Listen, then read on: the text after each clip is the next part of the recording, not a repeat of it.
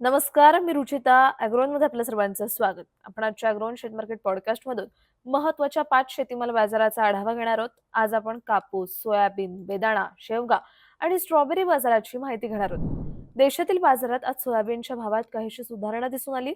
सोयाबीनला उठाव मिळत असल्याचा आधार दराला मिळतोय. सध्या देशात तेलाला मागणी आहे. आयातीवर परिणाम होत असल्याने देशातील मालाकडे ओढा वाढलाय. सोया तेलासोबत सोयाबीनलाही उठाव कायम आहे. त्यामुळे सोयाबीन पुन्हा हमीभावावर पोहोचलेत. आज बाजारात सोयाबीन 5,200 ते 5,400 रुपयांच्या दरम्यान विकले गेले. तर प्रक्रिया प्लांट्सचे खरेदीचे भाव 5,650 ते 5,850 रुपयांच्या दरम्यान आहेत.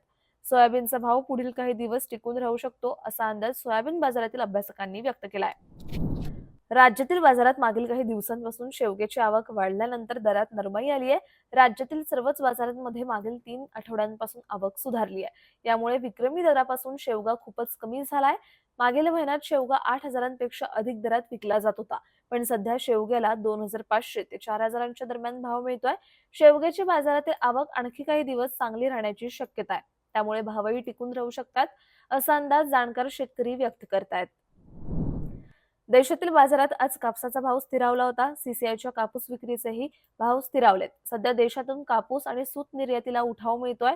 देशातील बाजारात सूत गिरण्या, व्यापारी आणि निर्यातदार सीसीआयच्या कापसाची चांगली खरेदी करत आहेत. रोज 1.5 लाखांच्या दरम्यान गाठी विकल्या जातात.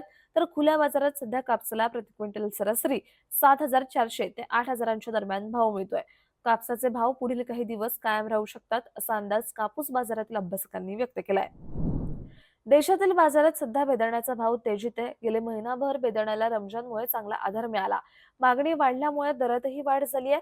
तसंच लग्न सराईचीही मागणी आहे. निर्यातीवर काहीसा परिणाम होत असला तरी देशातील मागणीचा आधार कायम आहे. सध्या बाजारात बेदाण्याला गुणवत्तेप्रमाणे प्रति किलो 150 रुपयांपासून ते 300 रुपयांपर्यंत दर मिळतोय.